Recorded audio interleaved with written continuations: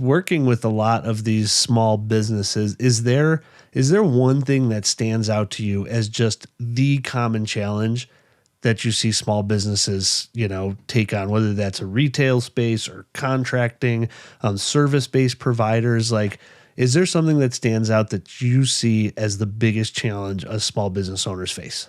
The thing I've seen most is time delegation.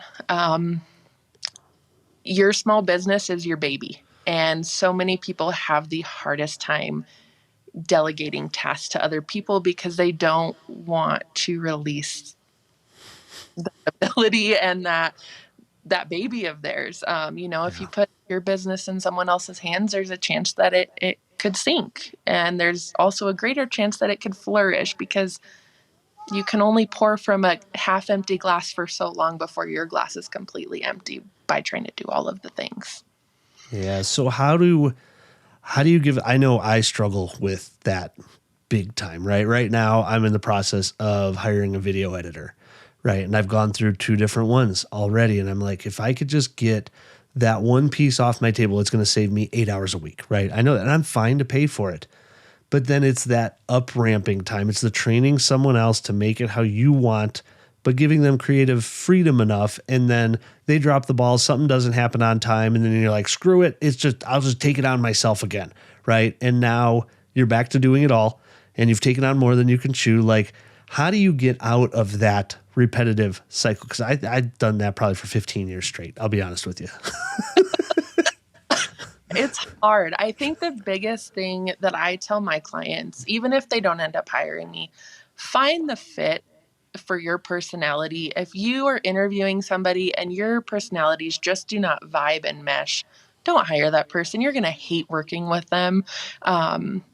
If you are okay training them and you love their personality and you guys mesh well and they have the dedication that you need, it could be a great partnership. It's just like a relationship, dating somebody. Find that person that's your mesh and your other half, and things can go great.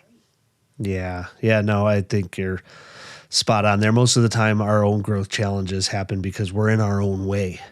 Like, just get out of your own way, get rid of your ego, and trust that somebody else actually might be able to do it better because they have an outside view that you don't have. You're the owner of the company. You're the one taking care of clients. Like, you've got this tunnel vision to drive and go, go, go. But someone else could look at it from the outside and go, you know what? Those are the wrong words on that ad, right? This turns me off. I'm a mother. I've got 3 kids, whatever. I'm at home. I'm doing this, that, the other thing. And like, this just shuts me off and I am your target audience, right? And like, you would never see that because of the tunnel vision, with social media blowing up, right, in every facet, right? It's definitely the widely accepted part. I feel like we're close to the top of the curve there as far as acceptance goes. Knowing that if you're a small business, you should be in front of camera, you should be talking directly to your audience. Like, what are you seeing as some of the big challenges that people have on that end, social media wise? Is it that front end work? Is it the back end work? Is it the consistency? Like, how do you get people that want to be known and want to use social as their engine for marketing? Because let's be real, like, it's free to advertise to people. Like, Alex Hormozy said it best, and he's like, we now have a new line item in our P&L that YouTube pays us to advertise. So that's unbelievable. Like, Yep. That was not a thing 20 years ago. And now we're getting paid to market to you.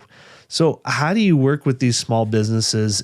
I think right now the hardest part for me is getting my clients in front of the camera and making it comfortable. I don't want to sit here and talk to a computer screen or a cell phone. I think it's a little bit awkward. So having things around you that make you comfortable is what I tell my clients all the time. It can be as simple as you walking down the street with you holding your phone and just talking like you're having a conversation with somebody right in front of you, even if there's nobody there.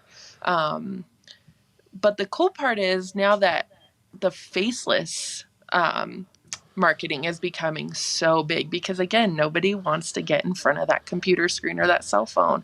So where people used to joke and laugh about, oh, you take so many photos of your or videos of your food. That's a big thing right now because nobody wants to be in front of that camera. Um, so I think that's the main thing, is getting in front of it. And then again, having the time to get in front of it. I can give you all of the tools that you need to market yourself. I can create the content. I can do all of these things, but what I can't do is I can't be in front of the camera for you. And I'm not in your brain, and I can't, figure out what exactly you want to say for these videos. I do help some of my clients script things, but then it takes away from some of that authenticity, I feel like, as well. But yeah, no, I think, Instagram is huge. TikTok's huge, even though I know that ban is circulating right now.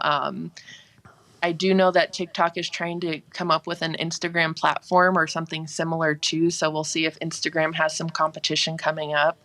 And YouTube. YouTube is huge as well.